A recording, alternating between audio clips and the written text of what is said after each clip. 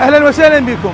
هذا الموضوع اللي راح احكي فيه هو موضوع جدا مهم ويتعلق بالاسره والمجتمع وحياه الناس. انا في وقت ماضي تحدثت عن قضيه التحرش يصير بعض مؤسسات الدوله وبعض المؤسسات الاخرى. مشكورين بعض الجامعات تعاملوا ويا الموضوع وكانوا من بينهم جامعات اهليه وتم ابعاد الاساتذه المتحرشين، ولكن هاي الظاهره بدات موجوده.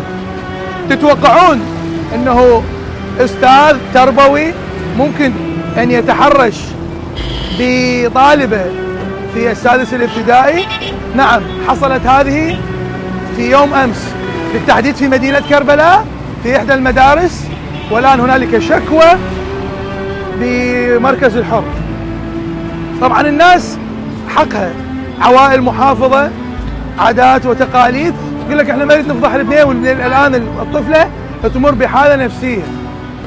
هذا الموضوع على الجهات المعنيه ان تصدر له وتخلي حلول له.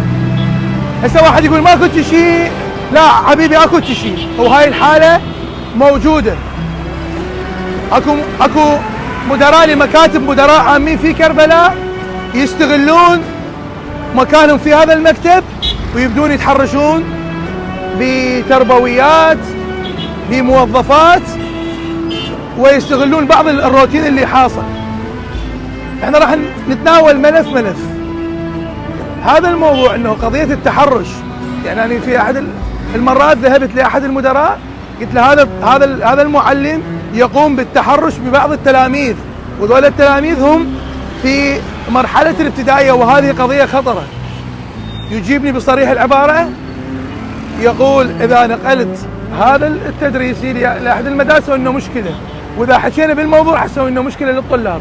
زين هذا يبقى حتى يتحرش، مثل ما صارت القضيه مال هاي الطالبه اللي هي موجوده واهلها حقهم انهم ما يقدرون يطلعوها خوفا من الفضيحه. وايضا اذا الموظفات والتربويات اللي يتم التحرش بهن هم تقول لك انا اجيب حكايه وتصير فضيحه.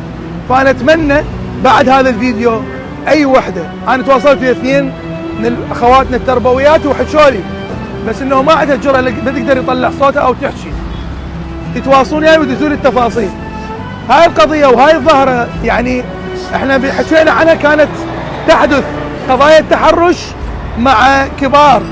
بس اليوم من يتحرش مدرسه او معلمه يعني كبيره بس هي بحد ذاتها خطا، بس وصلت القضيه انه بدات تتطور وتربوي يقوم بحبس طالبه بحجه انه اعاده السؤال ويبدأ بالتحرش بها، وهي بالتالي بالسادس راح الاول متوسط.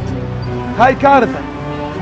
على الجهات المعنيه وضع حل لهذه القضيه.